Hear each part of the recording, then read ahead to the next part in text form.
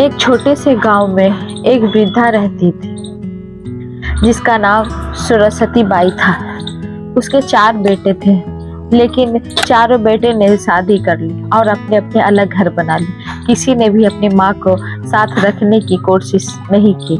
गांव की पुरानी बंजर जमीन पर अपनी माँ के लिए एक छोटी सी कच्ची झोपड़ी बना दी थी, जहाँ सरस्वती बाई अकेले रहती थी। अब उनकी उम्र काफी ज्यादा हो चुकी थी। कमर में हर समय दर्द बना रहता था और हाथ पैर भी पहले जैसे मजबूत न थे।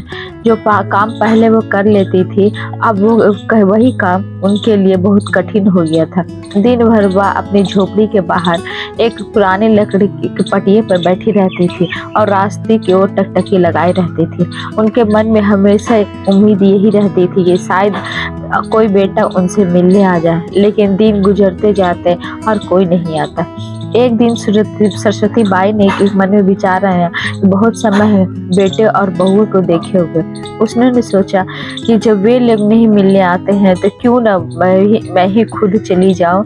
मन में एक हल्की सी खुशी जागी और अचानक जागी तो शायद वे देखकर खुश हो जाएंगे।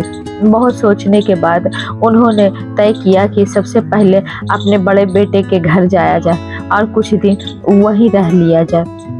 धीरे धीरे उन्होंने अपनी पुरानी लाठी उठाई, सहारा लेकर और उसे कांपते कदमों से बड़े बेटे के घर की ओर चढ़ पड़े। उस दिन दोपहर की धूप बहुत तेज थी, जमीन सूखी हुई थी और हवा भी जैसे लगता थम सी गई है। लेकिन फिर भी सरस्वती बाई ने आगे बढ़ने लगी और हर कदम के साथ उनके शरीर का दर्द बढ़ता ही जा रहा था। थोड़ी ही दूर जाने के बाद उनकी सांसें तेज चलने लगी और पैर कांपने लगे।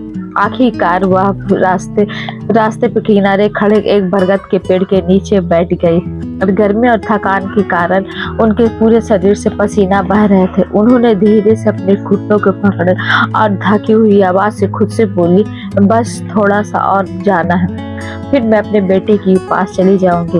उनकी आंखों में एक उम्मीद की चमक रही थी। उन्हें उम्मीद थी कि उनके बेटे ये था कि जब उसमें बेटे देखेगा तो उसे गले से लगा लेगा। और फिर उन्होंने लाठी संभाली और धीरे धीरे उठकर आगे बढ़ने लगी। उनके हर एक कदम में दर्द था और दिल की उम्मीद उन्हें चलने की ताकत दे।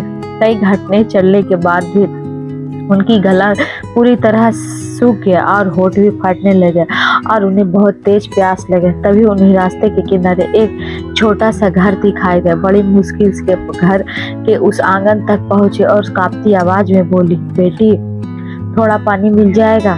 घर के अंदर से एक औरत आई। उसने जैसे ही सरस्वती बाई को देखा, तुरंत अंदर जाकर एक लोटा पानी लेकर आई। पानी पीते ही सरस्वती बाई के थोड़ी सी राहत मिली। वह औरत चिंता से बोली, अम्मा आप इस भयंकर धूप में कहाँ जा रही हैं? सरस्वती बाई ने धीमे स्वर में बोला, बेटी मैं अपने बेटे और बहू के घर जा रही हूँ। तबीयत ठीक नहीं रहती, सोचा कुछ दिन उनके पास रह लूं। यह सुनकर उस महिला हैरान हो गई और बोली, इतनी दूर अकेली कैसे जा रही हो? कोई साथ क्यों नहीं है? सरस्वती बाई ने हल्का सा मुस्कुरा दिया और उनके पास जवाब तो था, लेकिन उसे कहने के लिए शब्द नहीं थे। थोड़ी देर आराम करने के बाद सरस्वती बाई ने फिर से उठ खड़ी हुई और उस महिला ने रोकते हुए से कहा, अम्मा थोड़ा और आराम कर लो। लेकिन सरस्वती बाई ने धीरे से कहा, नहीं बेटी अब मुझे जल्दी पहुंचना है। इतना कहकर वह फिर से अपने सफर पर पहुंच पड़ी। धीरे धीरे शाम होने लगी और सूरज ढलने लगा। कई घंटों के बाद आखिरकार उन्होंने बड़े बेटे के पास पहुंच गए। कांपते हाथों से उसे दरवाजे पे दस्तक दी। कुछ देर बाद दरवाजा खुला तो उनकी बहू बाहर आए। जैसे ही बाहर आए सरस्वती बाई पे पड़े, उसका चेहरा उतर गया, लेकिन उसने अपने एक बनावटी मुस्कान लाई और बोली, अरे अम्मा आप इस घर में ही अकेली कैसे आ गई? हमें खबर कर देती तो हम ही लेने आ जाते। सरस्वती बाई ने थकी हुई से कहा, बेटी तबीयत ठीक नहीं रहती, सोचा कुछ दिन बाद तुम्हारे पास रहते। बहू अंदर गए और अपने पति से बात करने लगी। दोनों के चेहरे पर कोई खुशी न थी। फिर भी मजबूरी ने उसी से सरस्वती बाई को घर में रहने के लिए जगह दी। दिन गुजरने लगे, लेकिन बेटा सुबह से शाम तक अपने कामों में व्यस्त रहता। उसके पास माँ के पास बैठने के लिए वक्त नहीं होता। सरस्वती बाई दरवाजे पर बैठी रहती और हर आठ सुनती कि शायद उनका बेटा आ गया, लेकिन कभी उनके पास नहीं थे। बहू भी अपनी कामों में लगी रहती। वह कभी उनके पास बैठकर दो बातें नहीं करते, ना उनका हाल पूछती और न ही समय पर खाना देते।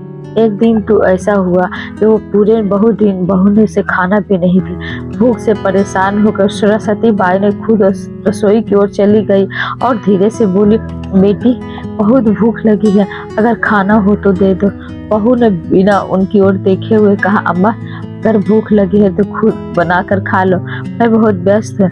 यह सुनकर सरस्वती बाई चुप हो गई। उनकी आंखों में आंसू आ गए। उन्हें याद आने लगा, यही वह घर है जहाँ कभी उनका बेटा एक पल भी नहीं रहता था। रात को वह एक कमरे में लेटी हुई थी और छत के लेटे हुए देख पुराने दिनों को याद कर रही थी। तब उनका बेटा छोटा था और बीमार पड़ जाता था तो पूरी रात जाग कर उसकी देखभाल करती थी। जब उसे भूख लगती तो जब उसे खुद भूखी रहती थी और अपने बेटे को खाना खिलाते। लेकिन आज हालात इतने बदल गए तो उनके पास बैठकर दो बातें भी नहीं कर सकता है। इसी तरह कई दिन बीत गए। फिर एक दिन उसका बेटा पास आया और उसे देखते ही सरस्वती बाई के हल्की सी मुस्कान आई। उन्हें लगा कि शायद बेटा हमारा हाल पूछने आया है, लेकिन बेटे ने जो कहा वह सुनकर उनका दिल और टूट गया। उसने कहा, अम्मा आप क्यों नहीं दूसरे भाई के घर चली जाती हैं, वहाँ अच्छा ख्याल रखा जाएगा, हम लोग तो बहुत व्यस्त रहते हैं। यह सुनकर सरस्वती बाई कुछ देर चुप रही और उनकी आंखों में आंसू थे, लेकिन आवाज में अब भी शांत थी। उन्होंने धीरे से कहा, ठीक है बेटा।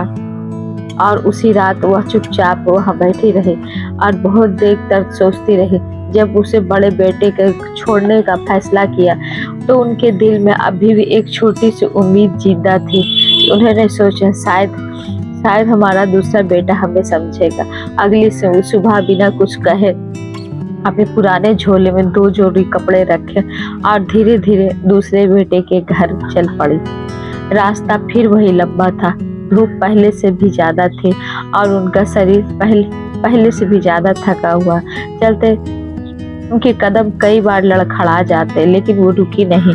उनकी मन में बस एक ही बात है, किसी तरह बस बेटे के पास पहुंच जाए। काफी देर उस दूसरे बेटे के पास वो पहुंच ही गए। जब दरवाजा खुला तो उन्हें बहू ने उसे सिर से पैर तक देखा और उनके चेहरे पर ना खुशी थी और न ही कोई, सिर्फ एक औपचारिक सा भाव था। अरे अम्मा आप अचानक? तभी उसका बेटा भी बाहर आ गया। अरे अम्मा आइए।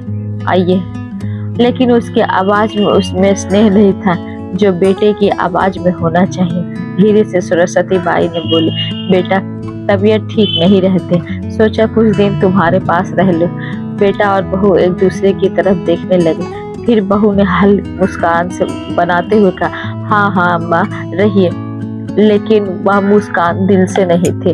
दिन गुजरने लगे तो सरस्वती बाई ने अकेला खत्म नहीं हुआ। शुरू से 1-2 दिन ठीक रहे, फिर वही सिलसिला चालू हो गया। बेटा हर सुबह जल्दी काम में निकल जाता और कहता, काम बहुत है अम्मा, देर थका हुआ लौटता हूँ और चुपचाप सो जाता। सरस्वती बाई हर रात दरवाजे पर देखते रहे, शायद दरवाजे पर बैठ के आज बेटा कुछ बोलेगा, लेकिन वो दिन कभी नहीं। दूसरी बहू कुछ अलग नहीं थे, वो दिन भर जरूर रहती थी, लेकिन सरस्वती बाई से कोई मतलब नहीं था।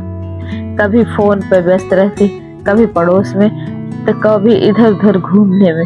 अगर सरस्वती बाई कुछ पूछ लेते तो जवाब मिलता, अम्मा अभी टाइम नहीं है। एक दिन दोपहर बीत गई तो फिर शाम हो गई, फिर उसे खाने को तक के नहीं पूछा। आखिर हिम्मत करके सरस्वती बाई ने कहा, बहू कुछ खाने को मिल जाएगा?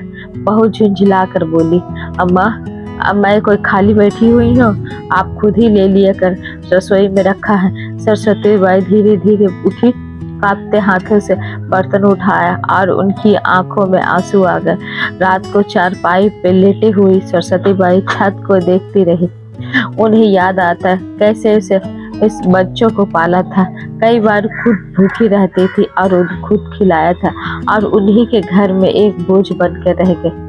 एक दिन सच सामने आ ही गया। जब सब शाम को बेटा घर आया तो सरस्वती बाई ने कहा, बेटा थोड़ी देर बैठ जा, बात करनी थी। बेटा असहज हो गया और बोला, अम्मा अभी बहुत थका हूँ, कल बात करेंगे। तभी बहू बोल पड़ी, सुनिए मैं तो पहले कह रही थी, अम्मा को यहाँ रह करके हमसे संभल नहीं रहे। सरस्वती बाई यह सब सुन रही थी। उनका दिल जैसे भीतर से टूट गया।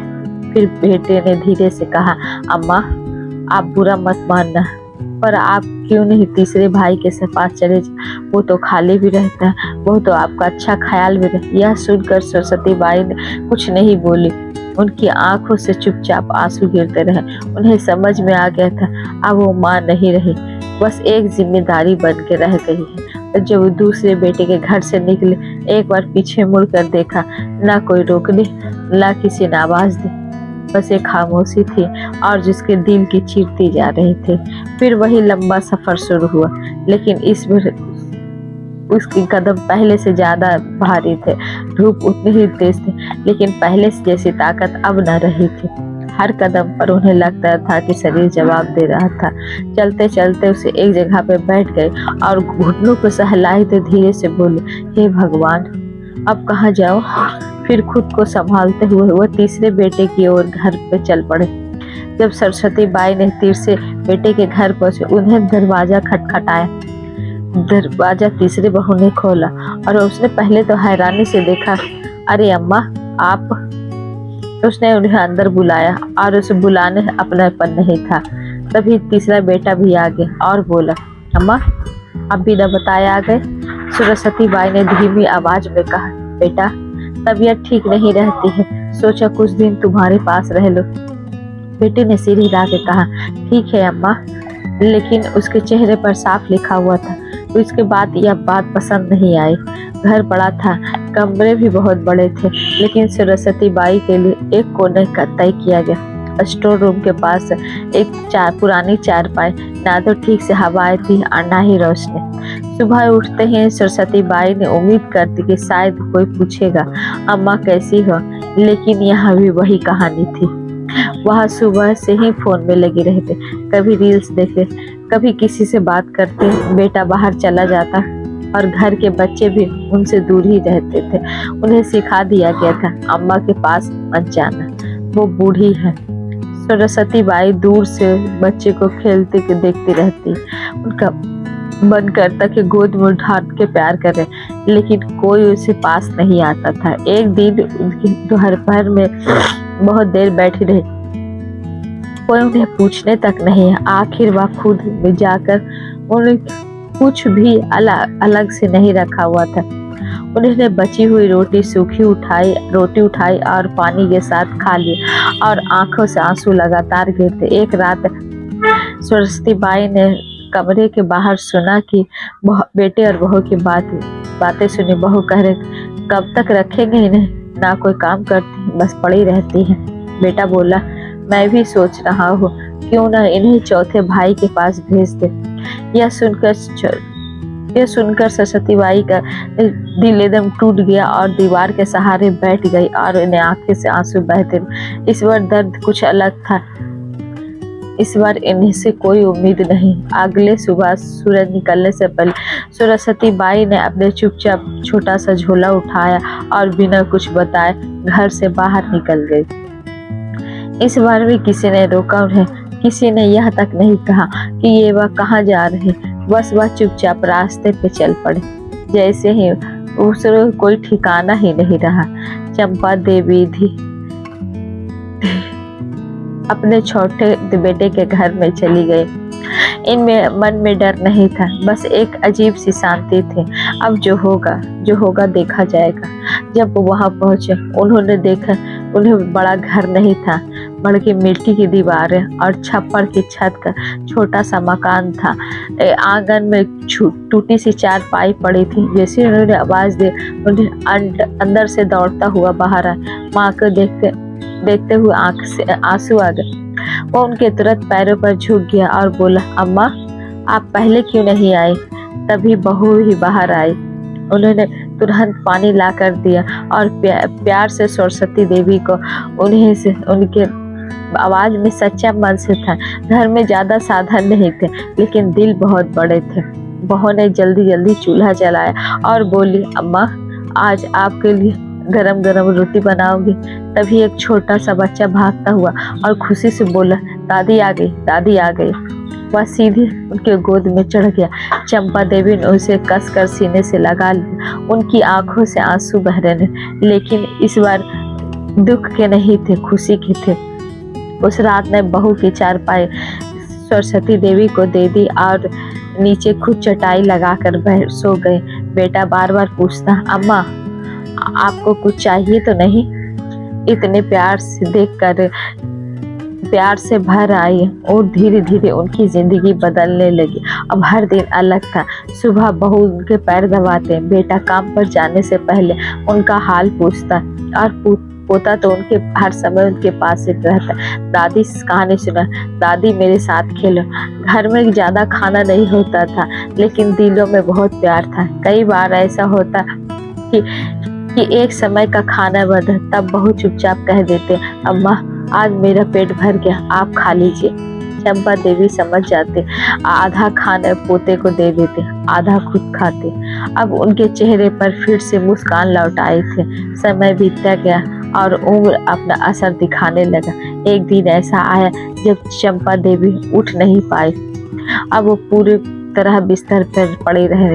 बहुत दिन रात उनकी सेवा करते और बेटा काम कर कर सबसे पहले उनके पास बैठता। पोता भी अब बड़ा हो गया था, लेकिन आज भी दादी का हाथ पकड़ के बैठता है। एक रात चंपा देवी ने धीमी आवाज में कहा, बेटा मेरे पास आओ।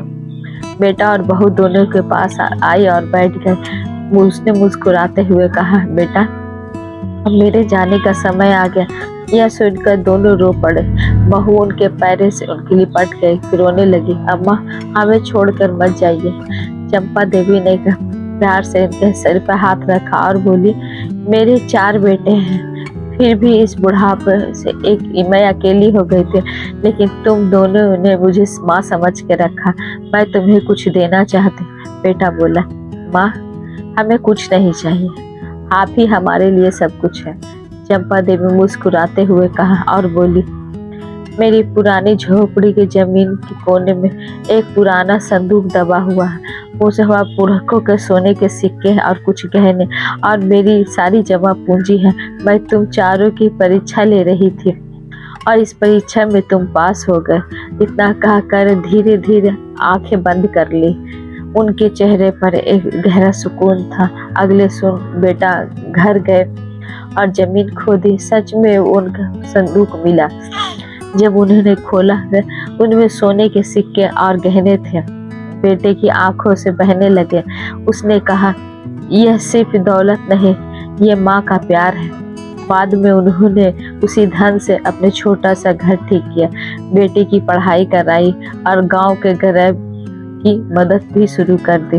जब 3 भाइयों के बात पता चली तो वे भी भागे भागे आए, लेकिन अब वो बहुत देर हो चुके थे। अपनी गलती का एहसास हुआ। सच यही है कि माँ बाप कभी बोझ नहीं होते, वे हमारी सबसे बड़ी दौलत होती है। जो उनका साथ देते हैं वो जिंदगी भी उनका साथ देती है। तो अगर ये कहानी आपको अच्छी लगी हो तो प्लीज़ इस वीडियो को लाइक, सब्सक्राइब, कमेंट जरूर कीजिएगा और हाँ, बेल आइकन को जरूर दबा दीजिएगा ताकि जब मैं सब वीडियो बनाऊं तो सबसे पहले नोटिफिकेशन आपके पास पहुंचे। तो तब तक के लिए धन्यवाद।